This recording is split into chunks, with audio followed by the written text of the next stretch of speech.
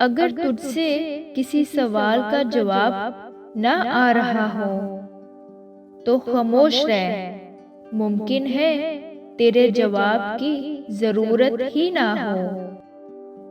ان لوگوں سے ہمیشہ بچ کے رہو جو علماء کی تحریریں توڑ مروڑ کے پیش کرتے ہیں۔ انسان اس وقت ذلیل و خوار ہو جاتا ہے جب اسے اللہ پر بھروسہ نہیں رہتا۔ اگرچہ سمندر میں گہرائی ہوتی ہے لیکن دل کا ساحل سب سے زیادہ گہرا ہے۔ جو شخص اللہ کے قوانین کی نافرمانی کرے اسے کبھی عزت حاصل نہیں ہوتی، چاہے اس کی شہرت آسمانوں کو چھوتی ہو۔ جب بھی حضرت محمد صلی اللہ علیہ وآلہ وسلم کا خیال میرے دل میں آتا ہے تو میں اپنے اعمال کا سوچ کر شرمندہ ہو جاتا ہوں۔ جو آنسو ہم بہاتے ہیں وہ ہمارے دل کے باغ کو سیراب کرتے ہیں۔ پریشانیاں تو آتی جاتی ہیں اور آتی جاتی رہیں گی، تم بس اللہ سے امید مت ہارنا۔ انسان کی حفاظت دراصل اس کی موت کا مقررہ وقت کرتا ہے۔ اللہ کا حساب سب کے لیے یکساں ہے۔ جو بیج اپنے چھلکے کو اترنے نہ دے وہ کبھی بھی پھلدار درخت نہیں بن سکتا۔ جس میں یہ چیز دیکھو تو سمجھ جاؤ وہ تم سے سچی محبت کرتا ہے۔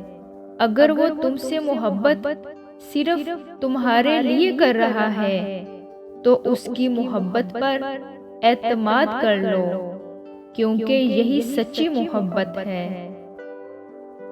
اگر آپ کا دل ایمان کے نور سے منور ہے تو یہ آپ کو سچ کی راہ لازمی دکھائے گا۔ اگر تجھے لازماً کسی کی صحبت اختیار کرنی ہو تو عبادت گزاروں کی صحبت اختیار کرو۔ کسی سے سچی محبت ہو جائے تو اس کی یہ نشانیاں ہیں۔ محبت بندے کے دل و دماغ پر چھا جاتی ہے، اسے محبوب کے سوا کوئی دکھائی نہیں دیتا۔ محبت بندے کے اجزائے بدن اور روح و جسم میں بس جاتی ہے۔ محبت بندے میں خون کی طرح دوڑنے لگتی ہے۔ محبت بندے کے جوڑوں میں گھس کر اس کے وجود سے ایک ہو جاتی ہے۔ محبت بندے کے تمام اجزاء سے لپٹ جاتی ہے۔ محبت میں بندہ صرف محبت سے سنتا اور بولتا ہے۔ محبت میں بندے کو ہر شے میں محبوب نظر آنے لگتا ہے۔ محبت میں بندہ ہر صورت اپنے محبوب کو دیکھتا ہے۔ کچھ دیکھے تو وہ یہی کہتا ہے کہ یہ میرا محبوب ہے یا میرے محبوب جیسا ہے۔ محبت ہو جانے کے بعد بندہ اپنے محبوب میں فنا ہو کے رہ جاتا ہے۔